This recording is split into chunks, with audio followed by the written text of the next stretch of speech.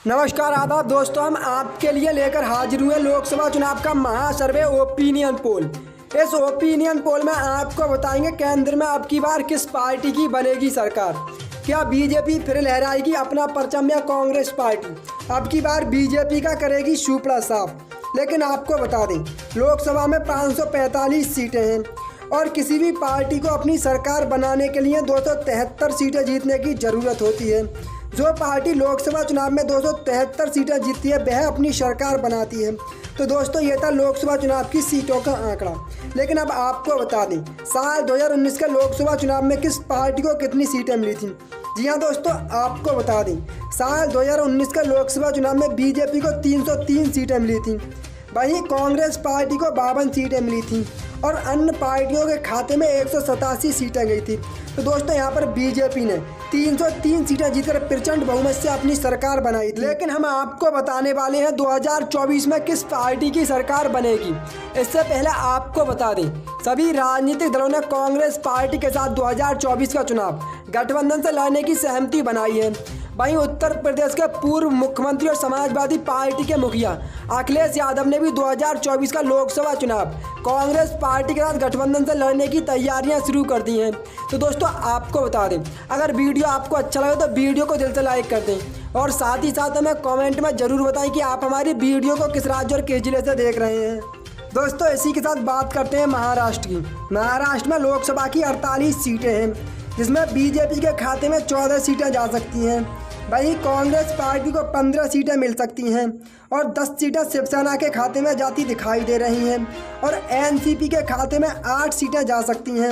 इसी के साथ बात करते हैं छत्तीसगढ़ की। छत्तीसगढ़ में लोकसभा की 11 सीटें हैं, जिसमें बीजेपी को 4 सीटें मिल सकती हैं। वहीं कांग्रेस पार्टी को 6 सीटें मिलती दिखाई दे रही हैं। छत्तीसगढ़ में आम आदमी पार्टी का खाता नहीं खुल रहा है और 1 सीट अन्य के खाते में जा सकती है। इसी के साथ बात करते हैं तेलंगाना की। तेलंगाना में लोकसभा की 17 सीटें हैं, जिसमें बीजेपी को मात्र 2 सीटें मिल सकती हैं। वहीं कांग्रेस पार्टी को 5 सीटें मिलती दिखाई दे रही हैं और बीआरएस के खाते में 8 सीटें जा सकती हैं। वहीं 2 सीटें एआईएमआईएम के खाते में जाती दिखाई दे रही हैं। इसी के साथ बात करते हैं केरल की। केरल में लोकसभा की 20 सीटें हैं, जिसमें बीजेपी का खाता नहीं खुल रहा है। वहीं कांग्रेस पार्टी को 12 सीटें मिल सकती हैं और 8 सीटें एलडीएफ के खाते में जाती दिखाई दे रही हैं। केरल में अन्य का भी पूरी तरह से सुपड़ा साफ होता नजर आ रहा है। इसी के साथ बात करते हैं उत्तर प्रदेश की। उत्तर प्रदेश में लोकसभा की 80 सीटें हैं, जिसमें बीजेपी के खाते में 25 सीटें जा सकती हैं। वहीं कांग्रेस पार्टी को 20 सीटें मिलती दिखाई दे रही हैं और समाजवादी पार्टी के खाते में 30 सीटें जा सकती हैं। वहीं बहुजन समाज पार्टी को 3 सीटें मिल सकती हैं। इसी के साथ बात करते हैं उत्तराखंड की।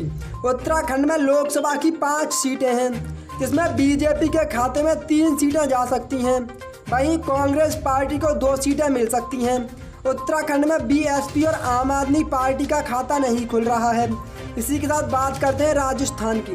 राजस्थान में लोकसभा की 25 सीटें हैं, जिसमें बीजेपी के खाते में 10 सीटें जा सकती हैं और कांग्रेस पार्टी को 14 सीटें मिलती दिखाई दे रही हैं और 1 सीट आरएलपी के खाते में जा सकती है। राजस्थान में अन्य किसी पार्टी का खाता नहीं खुल रहा है। वहीं बात करते हैं पश्चिम बंगाल की।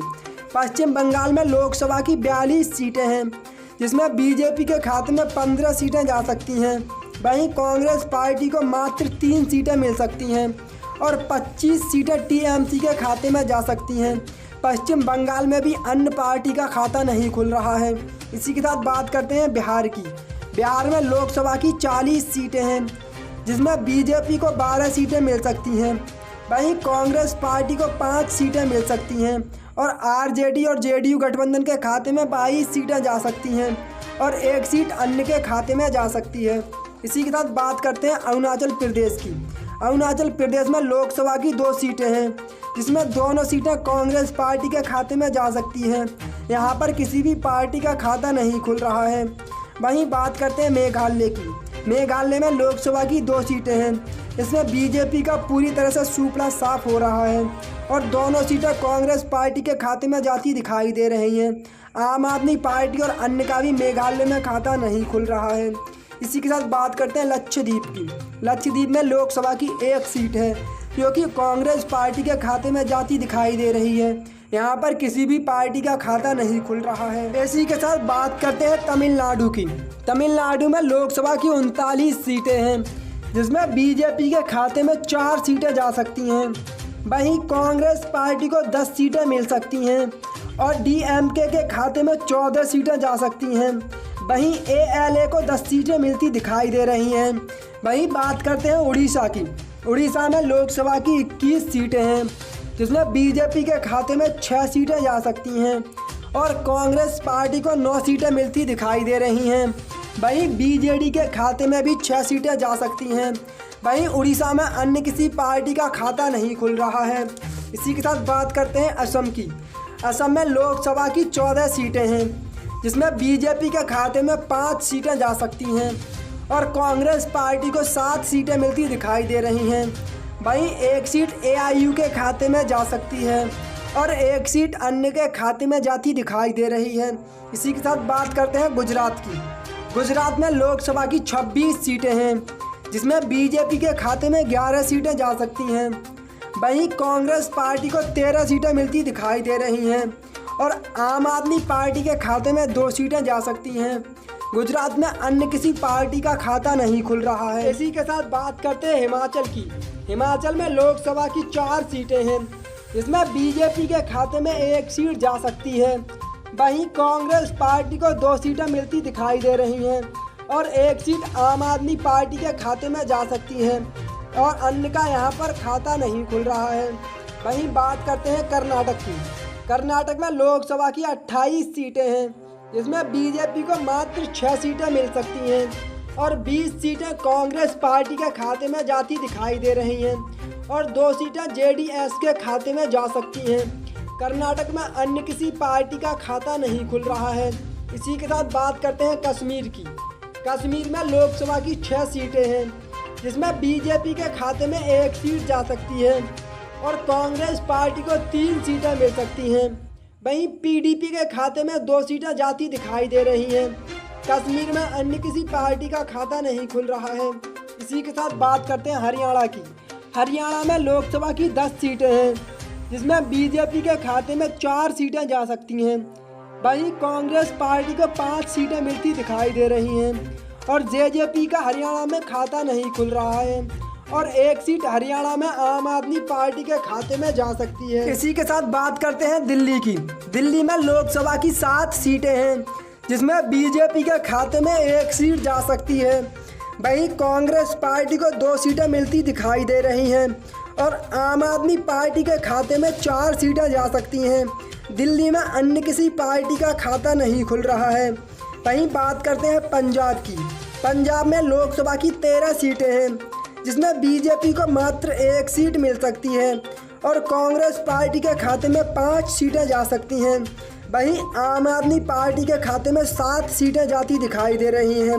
यहाँ पर अन्य किसी का खाता नहीं खुल रहा है। वहीं बात करते हैं मध्य प्रदेश की। मध्य प्रदेश में लोकसभा की 29 सीटें हैं, जिसमें बीजेपी को 10 सीटें मिल सकती हैं और कांग्रेस पार्टी के खाते में 17 सीटें जा सकती हैं। वहीं बीएसपी के खाते में 2 सीटें जा सकती हैं।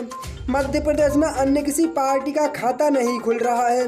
वहीं बात करते हैं आंध्र प्रदेश की। आंध्र प्रदेश में लोकसभा की 25 सीटें हैं, जिसमें बीजेपी को मात्र 5 सीटें मिल सकती हैं। वहीं कांग्रेस पार्टी को 7 सीटें मिलती दिखाई दे रही हैं और वाईआरएस के खाते में 10 सीटें जा सकती हैं। वहीं टीडीपी के खाते में 3 सीटें जाती दिखाई दे रही हैं। इसी के साथ बात करते हैं झारखंड की। झारखंड में लोकसभा की 14 सीटें हैं, जिसमें बीजेपी को मात्र 3 सीटें मिल सकती हैं। वहीं कांग्रेस पार्टी को 6 सीटें मिलती दिखाई दे रही हैं और जेएमएम के खाते में 5 सीटें जा सकती हैं। झारखंड में अन्य किसी पार्टी का खाता नहीं खुल रहा है। तो दोस्तों, ये था लोकसभा चुनाव 2024 का महासर्वे ओपिनियन पोल। इसके जो आंकड़े निकल कर आए हैं वो आपको बता दें। बीजेपी को अब की बार 147 सीटें मिल सकती हैं। वहीं कांग्रेस पार्टी को 296 सीटें मिल सकती हैं और अन्य पार्टियों के खाते में 102 सीटें जा सकती हैं। तो दोस्तों, आपको बता दें, केंद्र में लोकसभा की 545 सीटें हैं और किसी भी पार्टी को 273 सीटें जीतने की ज़रूरत होती है। जो पार्टी लोकसभा में 273 सीटें जीतती है वह अपनी सरकार बनाती है। और हिंद न्यूज़ पॉलिटिक्स के सर्वे के मुताबिक कांग्रेस पार्टी 2024 में 296 सीटें जीतकर पूर्ण बहुमत से अपनी सरकार बनाएगी। दोस्तों मिलते हैं अगली वीडियो में, तब तक के लिए दिल से जय हिंद और जय भारत।